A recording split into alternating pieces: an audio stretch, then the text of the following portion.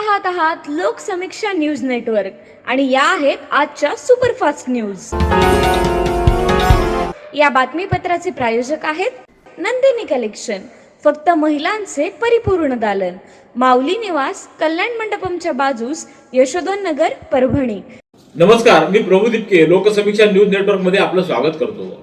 आपण पाहत आहात परभणीचं एकमेव बातमीपत्र Loksamiksha superfast. Red Apple exclusive MIDC परिसर परभणी।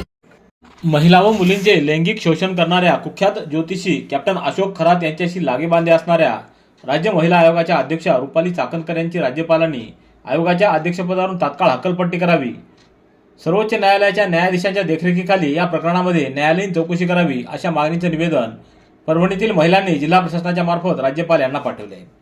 या निवेदनावर कॉम्रेड माधुरी क्षीरसागर, हेमाताई रसाळ, अंबिका डहाळे, लक्ष्मी लहाने, अनिता धोंडगे, संगीता चट्टे, निर्मला कसारे, संतोषी देवके, छाया जावळे, वंदना कदम, श्रीमती दुराणी आदींच्या स्वाक्षऱ्या आहेत। परभणी पंचायत समितीच्या सभागृहामध्ये आज परभणी पंचायत समितीचे नवनिर्वाचित सभापती रवी चव्हाण आणि उपसभापती विवेक रसाळ यांनी आपल्या पदाचा पदभार स्वीकारला। या पदग्रहण सोहळ्याला आमदार डॉक्टर राहुल पाटील, आमदार राजेश विटेकर यांची प्रमुख उपस्थिती होती। यावेळी दोन्ही आमदारांचा सत्कार पंचायत समितीचे गटविकास अधिकारी रावसाहेब चकोर यांच्या वतीने करण्यात आला। त्याचबरोबर नवनिर्वाचित सभापती व उपसभापती यांचाही सत्कार गटविकास अधिकारी चकोर यांनी केला। पंचायत समितीच्या माध्यमातून ग्रामीण जनतेला अनेक योजनांचा लाभ नागरिकांना मिळणार असल्याची प्रतिक्रिया आमदार राहुल पाटील यांनी दिली। तर आमदार राजेश विटेकर यांनी परभणी पंचायत समिती ही विकासासाठी नेहमी अग्रेसर राहील आणि पंचायत समिती ही विकासासंदर्भात महाराष्ट्रात एक नंबर राहील असा विश्वास यावेळी व्यक्त केला। यावेळी डॉक्टर विवेक नावंदर, संग्राम जामकर, विलास बाबर, संतोष गुजर, रोहन सामाले आदींची उपस्थिती होती। रमजान ईदच्या पार्श्वभूमीवर शहरातील ईदगाह मैदान व इतर नमाज स्थळांवर आवश्यक सोयी सुविधा उपलब्ध करून देण्यासाठी महापौर सय्यद इक्बाल यांनी शुक्रवारी सलग दुसऱ्या दिवशी पाहणी करत अधिकाऱ्यांना आवश्यक त्या सूचना दिल्या। 21 मार्च रोजी सकाळी 7:30 वाजता रमजान ईदची नमाज अदा होणार असल्यानं महापालिकेच्या वतीने विविध उपाययोजना करण्यात येत आहेत। गुरुवारी पाहणी केल्यानंतर महापौरांनी शुक्रवारी पुन्हा ईदगाह मैदानाला भेट देत तयारीचा आढावा घेतला। यावेळी सहाय्यक आयुक्त जुबेर हाशमी, स्वच्छता निरीक्षक कुणाल भारसाकळे आदींची उपस्थिती होती। पाथरी पोलीस ठाणे हद्दीतील गुन्ह्यात वॉन्टेड असलेल्या आरोपीला पकडण्यासाठी गेलेल्या परभणी गुन्हे अन्वेषण विभागाच्या कर्मचाऱ्याच्या पाठीत आरोपीनं खंजिरानं वार केल्याचा प्रकार घडला होता। या प्रकरणी पोलिसांनी मुख्य आरोपीसह 6 जणांना अटक केली असून इतर दोघांचा पोलीस शोध घेत आहेत। या घटनेतील 6 आरोपींना 17 मार्च रोजी सेलूच्या न्यायालयासमोर हजर केला असता आरोपींना 3 दिवसाची पोलीस कोठडी सुनावण्यात आलेली आहे। या हल्ल्यामध्ये स्थानिक गुन्हे शाखेचे कर्मचारी निलेश भुजबळ हे गंभीररित्या जखमी झाले होते। सततचे दवाखाने करून कंटाळलात? आता शेवटचा उपाय।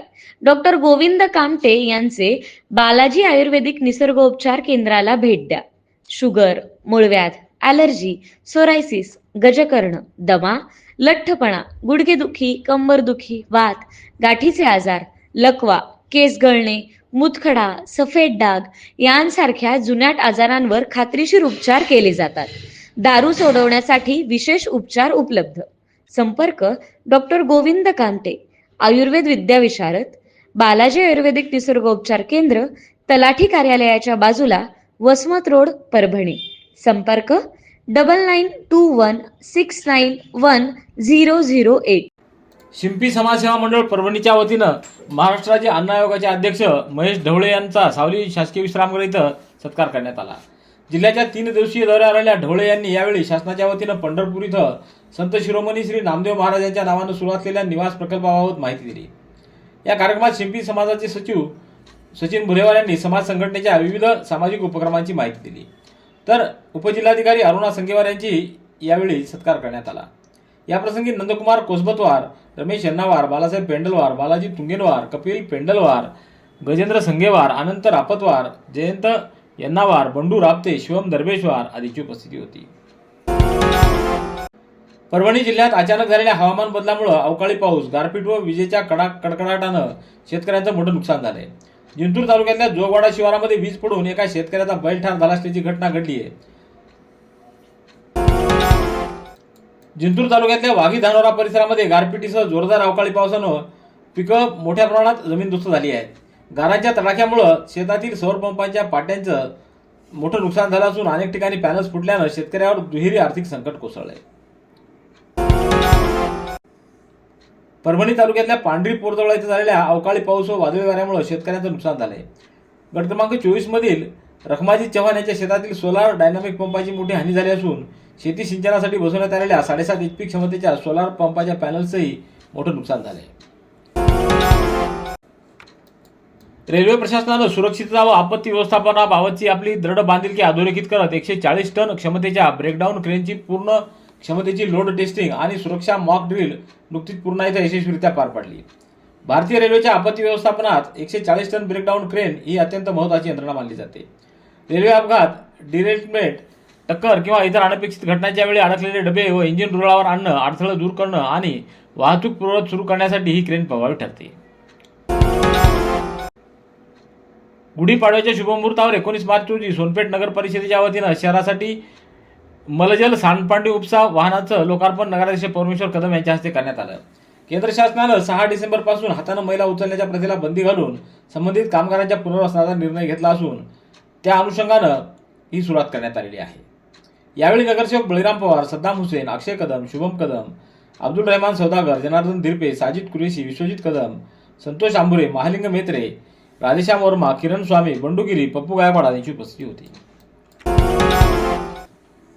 परभणी तालुक्यातल्या झरी इथं कैलासवासी दशरथसिंह गौतम यांच्या स्मरणार्थ गुढीपाडव्याच्या मुहूर्तावर पानपोईचं उद्घाटन जिल्हा परिषदेचे गटनेते दिलीपराव देशमुख यांच्या हस्ते करण्यात आलं.